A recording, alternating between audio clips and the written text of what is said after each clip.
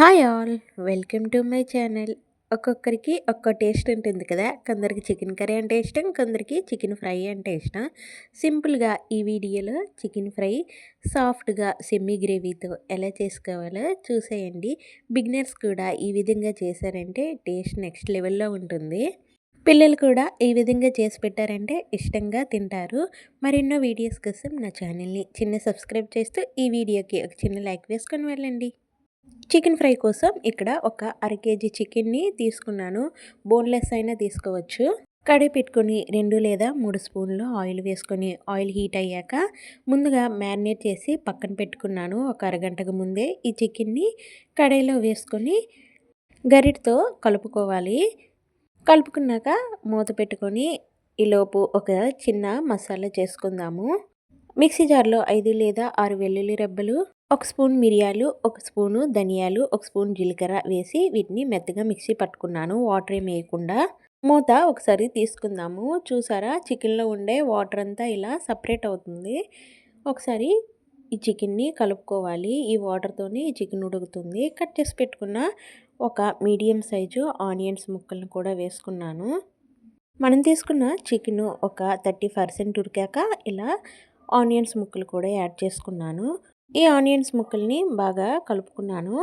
ముందుగానే మ్యారినేట్ చేసుకున్నాం కనుక చికెన్ మెత్తగానే ఉడుకుతుంది. ఉప్పు కారం కూడా బాగానే పడుతుంది. ఒక 2-3 స్పూన్లు అల్లం వెల్లుల్లి పేస్ట్ వేసుకున్నాను.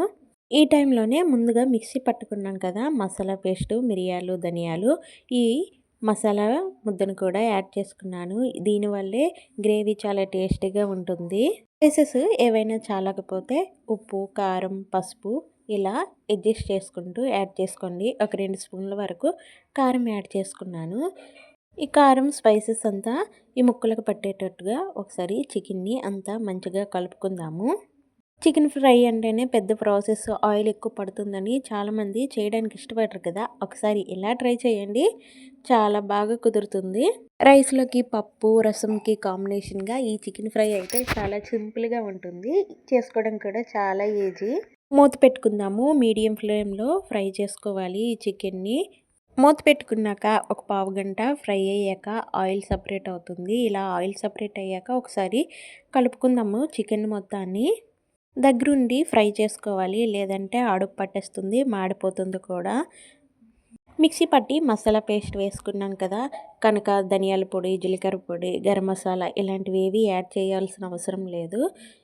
చికెన్ పీసు బాగా ఉడికి ఆయిల్ సపరేట్ అయింది అనే టైంలోన స్టవ్ ఆఫ్ చేసుకొని లాస్ట్లో కొత్తిమీర, కరివేపాకు ఉంటే వేసుకోండి. రెస్టారెంట్లో తినే ఫీల్ వస్తుంది.